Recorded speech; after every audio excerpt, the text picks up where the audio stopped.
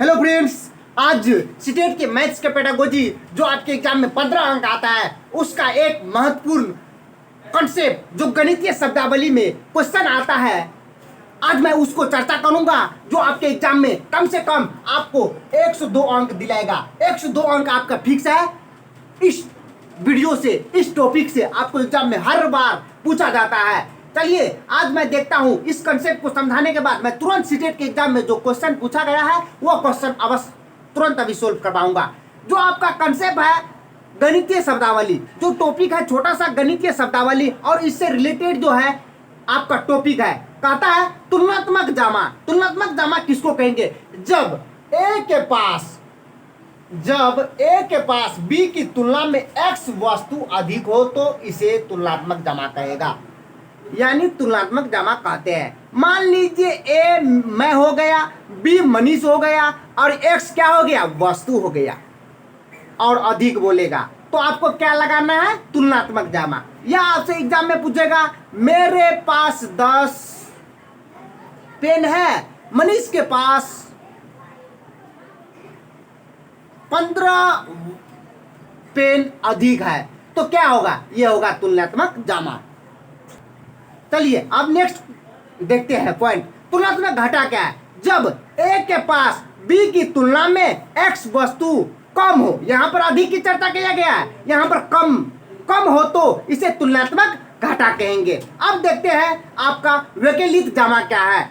अब इससे रिलेटेड मैं क्वेश्चन कराऊंगा, अभी तुरंत कंसेप्ट अच्छा से क्लियर हो जाएगा, बने रहिए वीडियो में।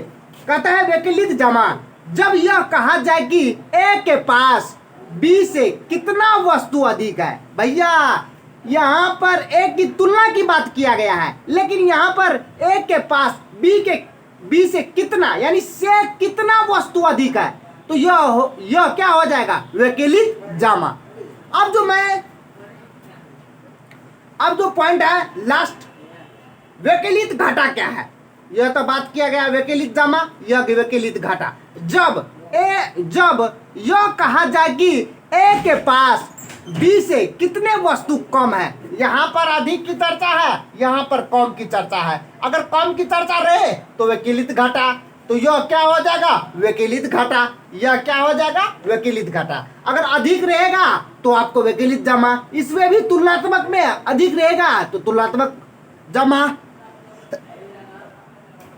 और तुलनात्मक घटा रहे तो आपका कम रहेगा, तुलनात्मक यानी कम। जब ए के पास बी की तुलना में एक्स वस्तु कम हो और एक्स वस्तु अधिक रहेगा तो तुलनात्मक जमा, एक्स वस्तु कम रहेगा तो तुलनात्मक घटा। अगर आप यह ए के पास बी से कितना वस्तु अधिक है, कितने वस्तु यानी बी से रहेगा कितने वस्तु अधिक है, तो वैकल्पिक जमा। और वैकल्पिक घटा में जब यह कहा जाए कि ए के पास बी से कितने वस्तु कम है तो आपका क्या हो जाएगा? वैकल्पिक घटा। चलिए अब देखते हैं एक महत्वपूर्ण पॉइंट। चलिए पॉइंट है समुच्चयन। समुच्चयन क्या है और संवर्धन क्या है, दोनों में हम लोग अभी चर्चा करते हैं। दोनों आपके एग्जाम में पूछा गया है और अभी चर्चा करने के बाद तुरंत मैं क्वेश्चन करवाऊंगा तो तुरंत आपका कंसेप्ट भी क्लियर हो जाएगा। जो यह पॉइंट है समुच्चयन क्या है? समुच्चयन का तात्पर्य, यानी समुच्चय का तात्पर्य का मतलब अर्थ, समुच्चय का तात्पर्य वस्तुओं के संग्रह, मतलब इकट्ठा यानी डाटा कलेक्ट करना से है। अर्थात जब ए वस्तु में बी वस्तु मिला दिया जाए तो इसका पूर्ण योग ही समुच्चय कहलाता है। जब आपसे पूछेगा एक टोकरी में 10 सेब है और टोकरी बी को मिला दिया जाए, मान लीजिए आपसे क्वेश्चन पूछेगा जब एक टोकरी में 10 सेब है, दूसरा टोकरी में 15 सेब है, दोनों टोकरी को मिला दिया जाए तो यह बताइए क्या होगा? तो यह क्या होगा? समुच्चयन होगा। अब देखते हैं संवर्धन क्या होगा। संवर्धन का अर्थ हुआ वृद्धि से।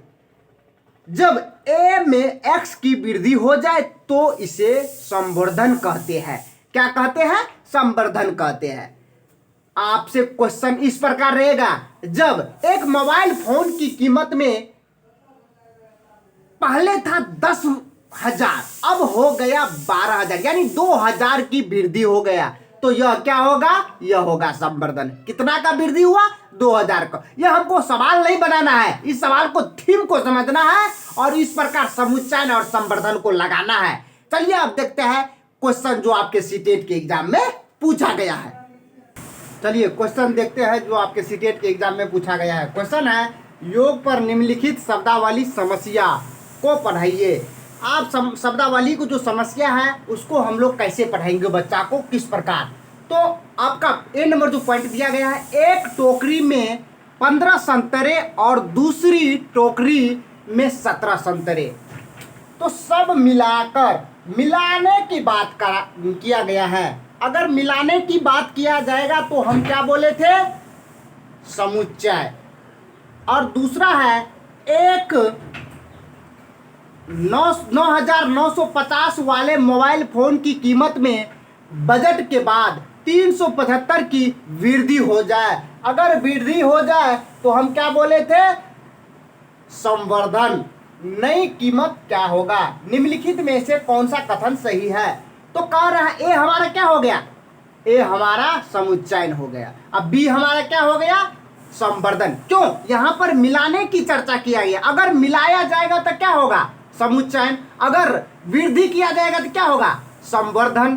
तो मिलाने की बात किया गया है यहां पर, तो आपका समुच्चयन होगा। और बी में आपको वृद्धि की चर्चा किया गया है तो आपका संवर्धन होगा। तो ऑप्शन देखते हैं, ए नंबर जो ऑप्शन दिया गया है, ए योग संवर्धन है, बी योग समुच्चयन। नहीं, ए योग हमारा क्या होगा, समुच्चयन, और बी योग हमारा संवर्धन होगा। ऑप्शन बी है, ए योग समुच्चयन है, बी योग संवर्धन है। जी हाँ, ए योग क्या है मेरा, समुच्चयन, और बी योग हमारा संवर्धन। क्योंकि यहाँ पर वृद्धि में क्या होगा हमारा, संवर्धन, और मिलाने की चर्चा किया जाएगा तो हमारा समुच्चय। कहता है दोनों समुच्चयन संरचना, जी नहीं, ये ऑप्शन गलत। और दोनों संवर्धन संरचना, जी नहीं, एक संवर्धन है एक समुच्चय है। पहला हमारा समुच्चय है और दूसरा हमारा संवर्धन है। तो आपका राइट आंसर हो जाएगा, ए योग समुच्चयन है और बी योग संवर्धन है। तो ये भी सीटेट के आपके एग्जाम में क्वेश्चन पूछा गया था। और नेक्स्ट क्वेश्चन इससे रिलेटेड मैं अभी तुरंत जो आपके सीटेट के एग्जाम में पूछा गया है बताता हूँ। चलिए यह क्वेश्चन देखते हैं जो आपके सीटेट के एग्जाम में पूछा गया है। क्वेश्चन है, निम्नलिखित शब्दिक समस्या के प्रकार को पहचानिए। पहचानते हैं, मेरे पास 6 पेंसिल है। कितना, 6 पेंसिल है। मनीष के पास मेरे से, यहाँ पर रे होगा, मेरे से 2 अधिक है। कितना, 2 अधिक है। तो मनीष के पास कितना पेंसिल है। क्वेश्चन एक बार और पढ़ते हैं। कहता है मेरे पास 6 पेंसिल है, मनीष के, यानी मनीष से नहीं चर्चा किया गया है, के मनीष के पास मेरे से 2 अधिक है, यानी अधिक की चर्चा किया गया है। अगर से में चर्चा करते तो हमारा वैकल्पिक जमा होता, लेकिन के में चर्चा किया, मनीष के पास मेरे से 2 अधिक है। अधिक होगा तो क्या होगा, तुलनात्मक जमा। आपका ऑप्शन तुलनात्मक जमा होगा। इस क्वेश्चन में कुछ नहीं था, इस क्वेश्चन में सिर्फ छोटा सा कंसेप्ट था जो मैंने कुछ सेकंड पहले यानी कुछ मिनट पहले आप लोगों को बताया। तुलनात्मक जमा क्या है, तुलनात्मक घटा क्या है, वैकल्पिक जमा क्या है, वैकल्पिक घटा क्या है।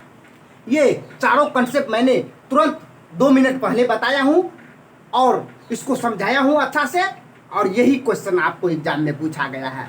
तो आपका यह 2 का आंसर हो जाएगा तुलनात्मक जमा। अगर तुलनात्मक घटा कब रहता, जब मनीष के पास मेरे से 2 कम रहता तो आपको तुलनात्मक जमा होता। अगर यही क्वेश्चन में पूछता मनीष के पास मनीष से 2 पेंसिल अधिक है, मनीष से पूछता तो वैकल्पिक जमा। अगर मनीष से कम पूछता तो वैकल्पिक घटा। लेकिन यहाँ पर पूछा है मनीष के पास मेरे से 2 अधिक है। अधिक पूछा है तो तुलनात्मक जमा, और कम पूछता तो तुलनात्मक घटा। तो आपका 2 का आंसर ए हो जाएगा। तो फ्रेंड्स आज का क्लास इतना ही। जो कंसेप्ट था मैंने तुलनात्मक जमा, तुलनात्मक घटा, वैकल्पिक जमा और वैकल्पिक घटा और संवर्धन और समुच्चय, मैंने 6 कंसेप्ट छोटा छोटा समझाया हूँ। आप लोगों को एग्जाम में यह क्वेश्चन बार बार रिपीटेड हर शिफ्ट में पूछा गया था ऑनलाइन एग्जाम में, और आपके यह क्वेश्चन ऑफलाइन में भी पूछा गया था और ऑफलाइन में जो अगस्त में 20 अगस्त का एग्जाम होगा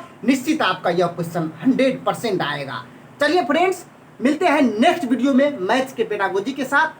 तब तक आप चैनल को सब्सक्राइब नहीं किए तो सब्सक्राइब कर लीजिए, लाइक कर लीजिए, शेयर कर लीजिए और बेल आइकन को जरूर दबा लीजिए ताकि मैं वीडियो अपलोड करूंगा नया नया आप तक पहुंच सके। धन्यवाद फ्रेंड्स, जय हिंद, जय भारत।